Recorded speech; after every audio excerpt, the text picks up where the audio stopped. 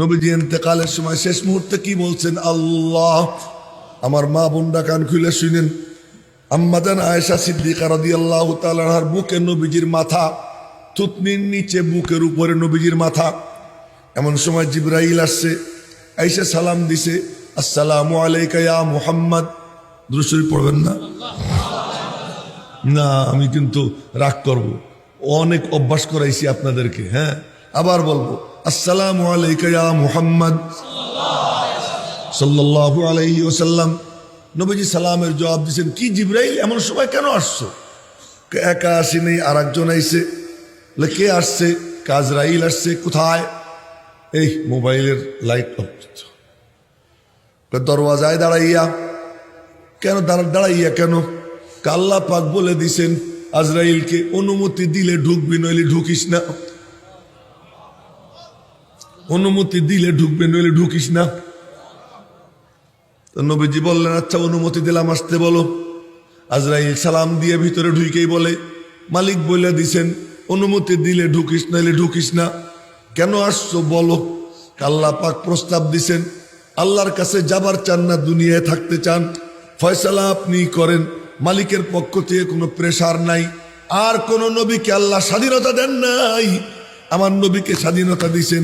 ইচ্ছা করলে দুনিয়ায় থাকতে পারো, ইচ্ছা করলে আমার কাছে আসতে পারো। নবীজি দেখলেন মহা বিপদ। একদিকে মালিকের মোহাব্বত উপরে টানে, আর একদিকে উম্মতের দরদ নিচে টানে। উম্মতের দরদে নিচে টানে, মালিকের মোহাব্বতে উপরে টানে। কি করবেন, কি করবেন?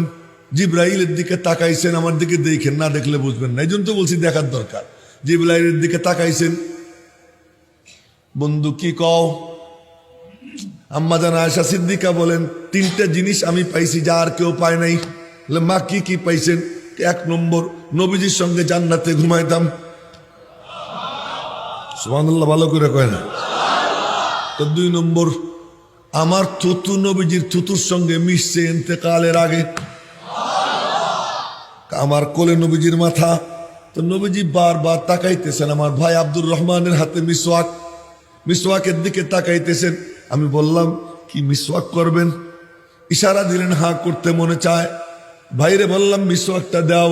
মিসওয়াক নিছি, বললাম নরম করে দেই, দাও। নরম করে দিলাম। এরপরে বললাম মিসওয়াক করাইয়া দেই, দাও। ওই যে আমার থুতু নবীজির থুতুর সঙ্গে মিশলো, ওই যে আমার থুতু নবীজির থুতুর সঙ্গে মিশলো। তিন নম্বর, আমার বুকে নবীজির মাথা। এমন সময় আমার থুতনির নিচে, আমার সিনায় নবীজির মাথা। জিবরাইল আসে, আইসে বলে, আজরাইল দরওয়াজায় দাঁড়াইয়া। আজরাইল ভিতরে ঢুকে বলে, মনে চাইলে থাকতে পারেন, মনে চাইলে যাইতে পারেন। জিবরাইলের দিকে তাকাইয়া নবীজি বলতেছেন, জিবরাইল পরামর্শ দাও। জিবরাইল বলে, পরামর্শ দেওয়ার আমি কে? আমি তো সাংবাদিক, সংবাদ দিবার পারি। মিয়ানে আশিক ও মাশুক রমজিস কিরামান কাতিবিন রাহাম খবর নিস। আমি জিবরাইল আদান প্রদান করি, কিন্তু আমি কোনো পরামর্শ দিবার পারবো না। তবে আমি একটা সংবাদ দেই। কি সংবাদ? ইন্না রব্বাকা কদ ইস্তাকা ইলা